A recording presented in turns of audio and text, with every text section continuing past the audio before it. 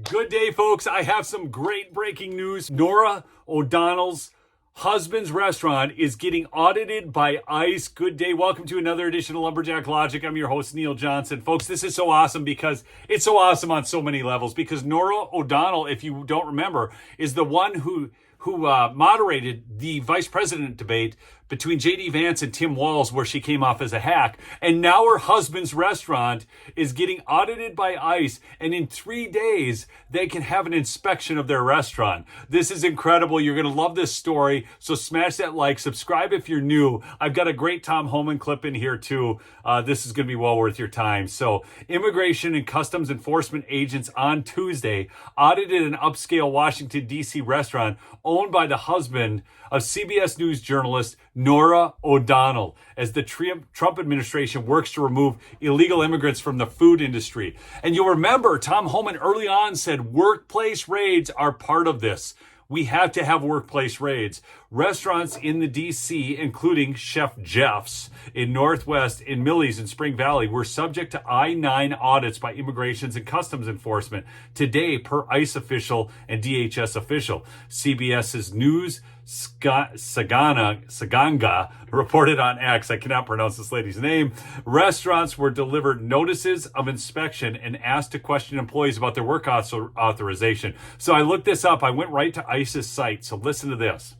Background: the Immigration Reform and Control Act, enacted on November 6th of 1986, requires employees to verify the identity and employment eligibility of their employees and sets forth criminal and civil sanctions for employment-related violations.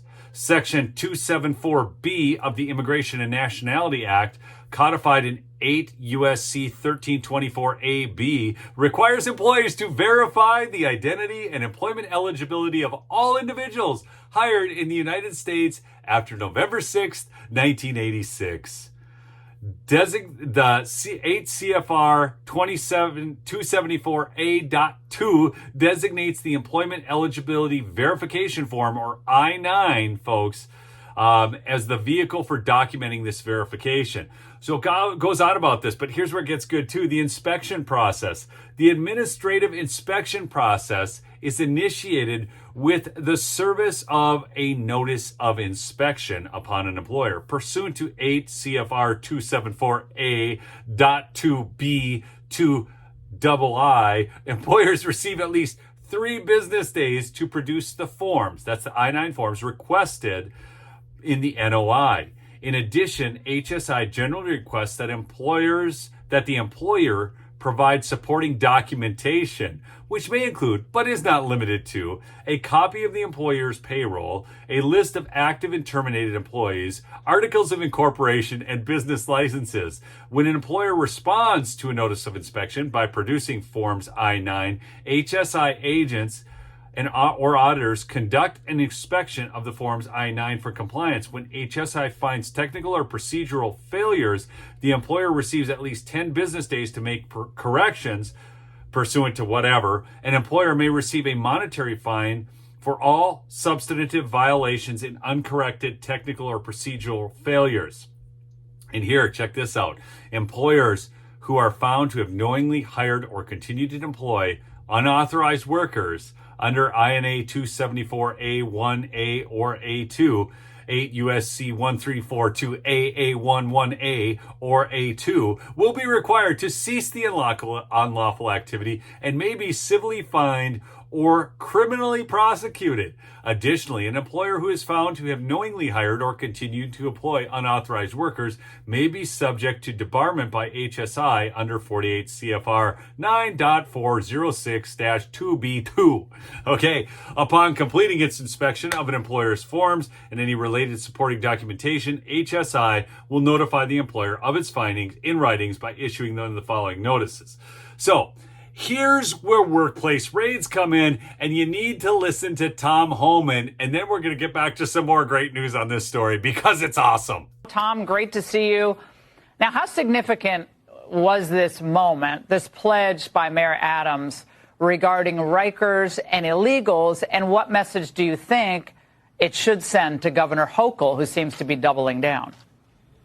Well, look, it's a great first step. it's a great first step. I asked for several things, and we're going to knock them off one at a time, but getting ICE officers back in Rikers is meaningful because we agree that, you know, the worst of the worst, the firearms violations, the murders, the kidnappers, the rapists, you know, will come to our attention, term release, we can grab them. But I've made it clear, I want everybody. If you're an illegal alien, you get booked in Rikers Island, I don't care if it's for shoplifting, I want them. So this is a start to deal with the worst of the worst in the beginning, but I made it clear that my plan on the whole of them. I want everybody.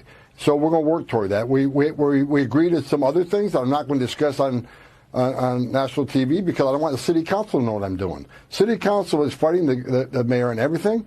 So let's surprise them on what we're coming to the table with and let them sue me. Bring it. Because I'm done. I'm not running a popularity contest. I came to New York to get meaningful action. We got a lot of words. The last meeting I had, today I came, I want action, I want a plan, and we're leaving with a partial plan, but I'll come back every week if I have to until we finish this plan. But it's a good first step to get back on Rikers Island. That's a game changer. So back to the article from the Free Beacon. Chef Jeff's is owned by O'Donnell's husband, Chef Jeff Tracy. Now, what's so great about that Tom Homan clip, too, is he wants all of them, right?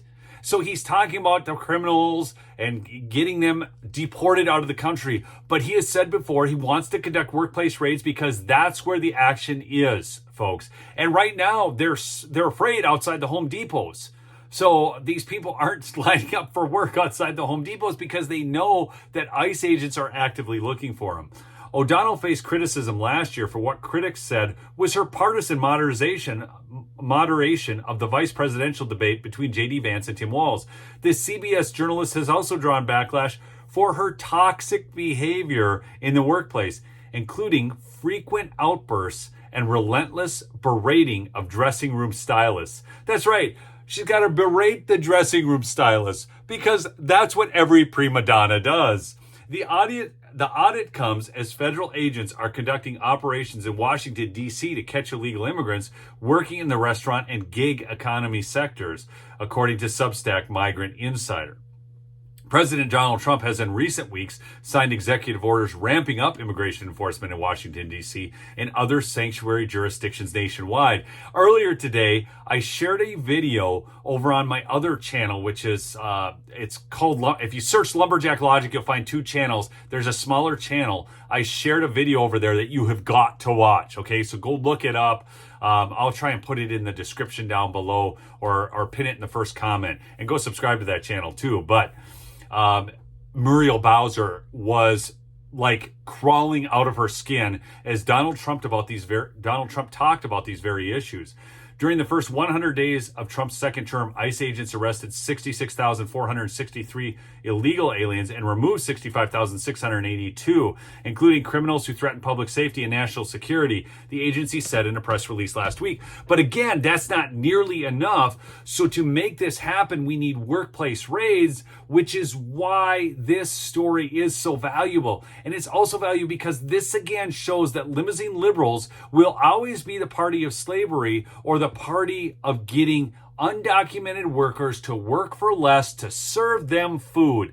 Liberals have always been the party of racism. They have always been the party of the KKK, and it's never going to change, folks. And you know what else isn't going to change? Well, it is going to change. Tomorrow's the last day of the $25 sheets at MyPillow, mypillow.com/lumberjack, and it's exclusive to you, the Lumberjack Logic audience. It is not available on the main page. You have to go to mypillow.com/lumberjack or call the 800 number at 1-800-568-2865. Again, that's 1-800-568-2865. We'll see you on the next episode, folks. Peace out.